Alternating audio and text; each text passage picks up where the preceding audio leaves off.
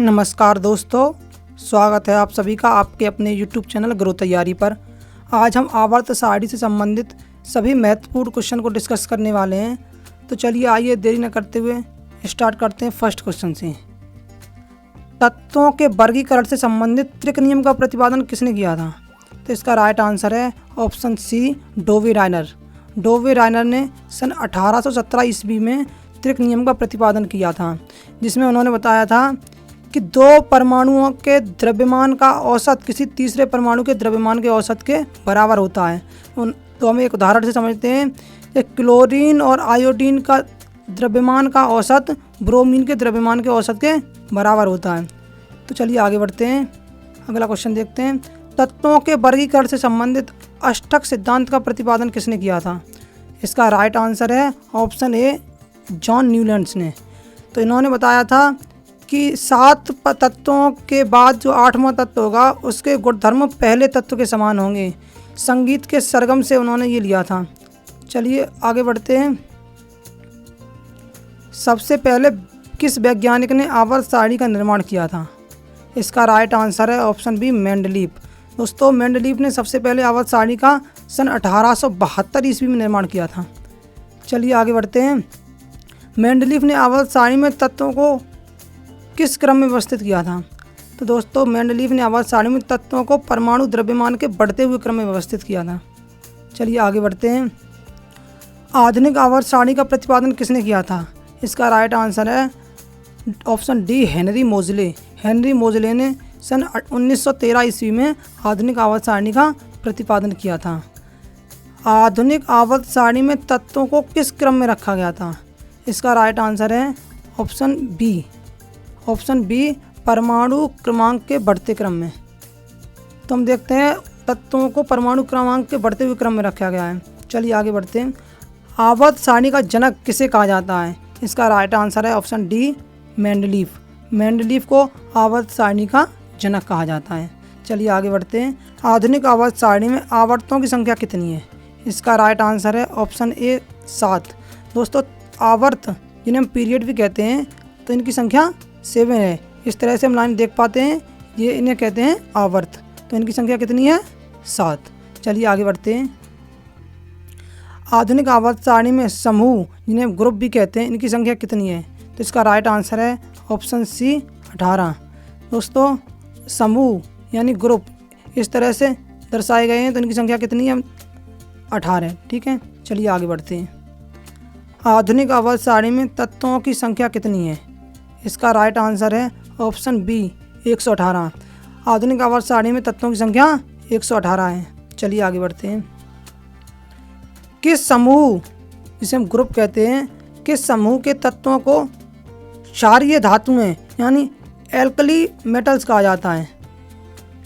तो right answer है option A की सभी धातुओं को क्षारीय धातुएं कहा जाता है। दोस्तों, ये हम देख पा रहे हैं इन सभी को क्षारीय धातु कहा जाता है। हाइड्रोजन चूँकि एक गैस है, इसलिए हाइड्रोजन से नीचे वाली सभी धातुएं क्षारीय धातुएं कहलाती हैं।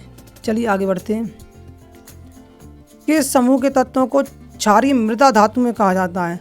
तो इसका राइट आंसर है ऑप्शन बी, ग्रुप 2 के तत्वों को यानी समूह 2 के तत्वों को क्षारीय मृदा धातुएं कहा जाता है। तो ये हैं सारी क्षारीय मृदा धातुएं। चलिए आगे बढ़ते हैं। किस समूह के तत्वों को सिक्का धातुएं कहा जाता है? दोस्तों, मोस्ट इंपोर्टेंट क्वेश्चन, किस समूह के तत्वों को सिक्का धातुएं कहा जाता है? इसका राइट आंसर है ऑप्शन बी, 11। 11वें समूह के तत्वों को सिक्का धातुएं कहा जाता है। देखिए, इसमें मोस्टली वे धातुएं हैं जिससे पुराने ज़माने में सिक्के बनते थे, कॉपर, चांदी, सोना, इसलिए इस ग्रुप को सिक्का धातुएं कहा जाता है। चलिए आगे बढ़ते हैं। आधुनिक आवर्त सारणी में 17वें समूह को किस नाम से जाना जाता है? इसका राइट आंसर है ऑप्शन ए, हैलोजन। 17वें समूह को हैलोजन समूह के नाम से जाना जाता है। चलिए आगे बढ़ते हैं। हैलोजन समूह की संयोजकता कितनी होती है? इसका राइट आंसर है ऑप्शन ए, 1। हैलोजन समूह की संयोजकता 1 होती है। चलिए आगे बढ़ते हैं। आवर्त सारणी में अक्रिय गैस कौन से समूह में रखी हैं? अक्रिय गैस जिन्हें हम नोबल गैस भी कहते हैं। तो इसका राइट आंसर है ऑप्शन डी, 18। 18वें समूह में अक्रिय गैस रखी गई हैं। चलिए आगे बढ़ते हैं। आधुनिक आवर्त सारणी में गैसों की संख्या कितनी है? इसका राइट आंसर है ऑप्शन बी 11। दोस्तों देख पा रहे हैं ये आवर्त सारणी की हमने सभी 11 गैसों को आपके सामने आवर्त दर्शाया है। चलिए आगे बढ़ते हैं। सबसे हल्की अक्रिय गैस कौन सी है? इसका राइट आंसर है ऑप्शन बी हीलियम। हीलियम सबसे हल्की गैस है जिसका परमाणु क्रमांक 2 तथा परमाणु भार 4 होता है। सो आवर्त सारणी में सबसे ऊपर जो हीलियम गैस होती है, इसलिए ये सबसे हल्की गैस होती है। चलिए आगे बढ़ते हैं।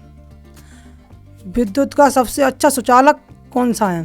तो इसका राइट आंसर है ऑप्शन डी चांदी। विद्युत का सबसे अच्छा सुचालक चांदी है।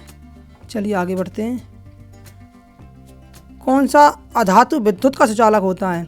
वैसे तो नॉर्मली विद्युत का संचालन धातुएं करती हैं, लेकिन ग्रेफाइट एकमात्र ऐसी अधातु है जो विद्युत का संचालन करती है, इसलिए इसका आंसर सी सही होगा। चलिए आगे बढ़ते हैं। ऐसी कौन सी धातु है जो द्रव अवस्था में पाई जाती है? तो इसका राइट आंसर है ऑप्शन ए मोस्टली धातुएं ठोस अवस्था में पाई जाती है, लेकिन पारा ऐसी धातु है जो द्रव अवस्था में पाई जाती है। चलिए आगे बढ़ते हैं। ऐसी कौन सी अधातु है जो द्रव अवस्था में पाई जाती है? इसका राइट आंसर है ऑप्शन डी ब्रोमीन। ब्रोमीन एक ऐसी अधातु है जो द्रव अवस्था में पाई जाती है।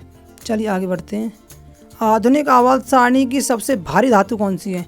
इसका राइट आंसर में है ओस्मियम। ओस्मियम आधुनिक आवर्त सारणी की सबसे भारी धातु है। चलिए आगे बढ़ते हैं। आधुनिक आवर्त सारणी में सबसे हल्की धातु कौन सी है? इसका राइट आंसर है ऑप्शन डी लिथियम।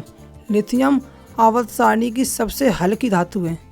दोस्तों अभी तक अगर आपने हमारे यूट्यूब चैनल को सब्सक्राइब नहीं किया है तो सब्सक्राइब करें और बेल आइकन को जरूर दबाएं ताकि सारी इंपॉर्टेंट वीडियो आपको नोटिफिकेशन के माध्यम से पता चलती रहें।